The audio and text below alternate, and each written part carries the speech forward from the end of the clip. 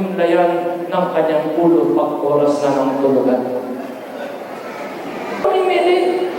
Pag lumag yung pagkasinabi ng Panginoon, gawin mo ito.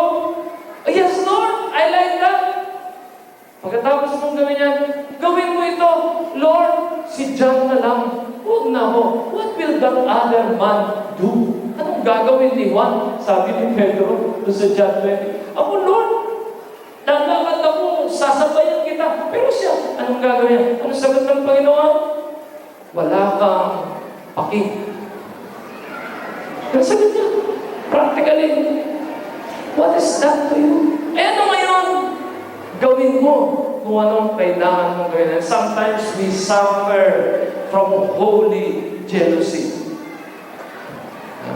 Minsan tayo mga Kristiyano, nagsasuffer po tayo doon sa banal na paninibog. Sa Kanya ka lang sumali para sa iyong katwiran. Eh kala mo kailangan gawin, sabi po niya gano'n, unite with Him in all things. Makipag-isa ka kay Kristo. Pumunta ka mo sa pumupunta si Kristo. Gumawa ka mo sa gumagawa si Kristo. Huwag kang sintonado kung ikay kasama ni Kristo. Sabi niya, sumabay ka sa Kanya. Kung ikay lumalakad po, sabi ni Kristo, yung panawagan niya gano'n sa Mateo, come unto me. Sabi niya gano'n, all of you who are weary and are heavy laden, and I will give you rest. Take my yoke upon you and learn from me. From whom will we learn? From the Lord. But before you will learn from the Lord, you know what you should do? Take my yoke upon you. Wala pong natututong hindi nababatukan. Sapagkat kung tayo matututo kay Kristo, kailangan tayong magipamato sa Kanya. Alam niyo po, pagka nakipamato ko kay Kristo, mga kapatid, pagka siya'y lumakad, nakipamato ka sa Kanya, lumakad si Kristo, ayaw mo lumakad, kakalat ka rin Kanya. Kaya nasasaktan yung ibang Kristiyano eh. At pagka ikay na may lakad ng lakad, siya'y hindi lumalakad, wala kang mararating. Kaya yung ibang Kristiyano, pagod na sa buhay, wala pa rin nangyayari. Among the rich, then serve Christ. Among the rich, don't try to go to the poor as yet. Darating din yun. Because the Lord knows how to bless them who are faithful. Amen?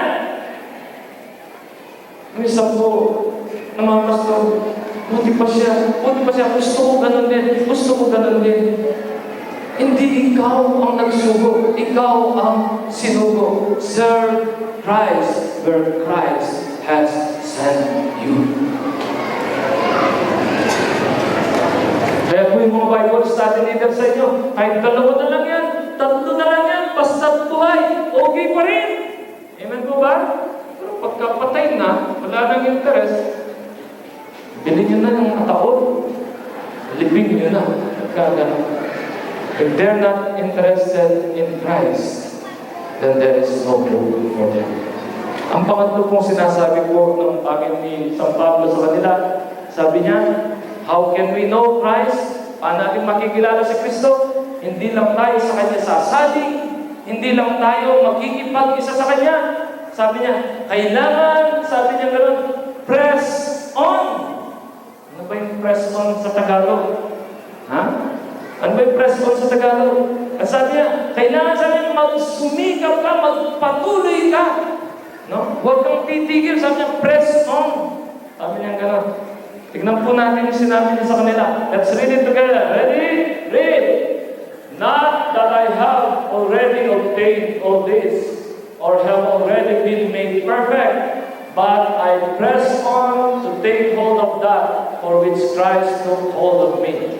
Brothers, I do not consider myself yet to have taken hold of it. But one thing I do. What does it do? Forgetting what is behind and straining toward what is ahead, I press on toward the goal to win the prize for which God had called me heavenward in Christ Jesus. Ano pong ginagawa ni San Pablo? We can only know Christ Jesus, sabi niya, if we keep on pursuing Him all the days of our lives. It is not enough that we knew God yesterday. We must know Christ today. And tomorrow, we must know Christ still tomorrow. Hindi po tayo tumitigil. Patuloy tayong binabago ng Panginoon. Yung akala natin okay na ngayon, 1 week from now, hindi pala okay pa. Pwede pa palang ayusin ng Panginoon. Kaya po sabi ni San Pablo pong nagsasalita, sabi niya, hindi ko itinuturing na nakamtan ko na o ako'y naging ganap na, ngunit patuloy akong nagsusumikap upang aking mapanghawakan, makamtan, yung pagkakatawag sa akin ng aking Panginoon. Sabi niya, hindi ko tinuturing na nasa akin na yun, ngunit isang bagay ang aking ginagawa. Sabi niya, kinakalimutan ko ang mga nakaraan at ako'y nagsisikap para sa hinaharap. Aking sinisikap na marating yung mithiin at makamtan ng gantimpala ng pagkakatawag ng Diyos sa akin sa pamamagitan ng Panginoong Hesukristo. Ako po natin mga kapatid, yung sabi niya, I forget what is behind. Kaya may blessing din yung may memory God. No? Laging sariwa. Nakakahiya lang kung minsan, no? Kung isa po kayo sa mga nabiktima ko, pasensya na po kayo. Kung minsan may babati po sa akin, parang close kami, no? Parang best friend kami nung araw. Matatapos na yung aming usapan, di ko pa maalala ang kanyang pangalan. Alam ko lang na best kami dahil dun sa mga kwento niyang alam ko rin. Kulang sa baboy, bawal naman yung baboy. Kulang sa hipon, bawal din yung hipon. Mga kapatid, if we are going to know Christ, we must not stop at our yesterdays. Hindi po tayo dapat titigil sa mga nakaraan. Ako po na-appreciate ko yung mga testify na sinasabi nilang, alam mo, dati ganito, dati ganito, dati ganito. Yes, dati ganoon. Ngunit ano na ngayon? At bukas, ang dapat natin itanong, ano na bukas? Amen? Do not worry about yesterday. Tapos na yun. Kung nagtulang tayo kahapon, pinatawad na tayo ng Panginoon doon. Kung tayo naging mabuti kahapon, gagantimpalaan pa rin ng Panginoon yun. Ngunit ngayon, today, on the 18th year of our existence, what is God doing through us? Yun po yung tanong. Ano ang ginagawa ng Panginoon sa atin? Sabi po ni San Pablo, I press on. Sabihin mo na nila, sabay-sabay, I press on. I press on.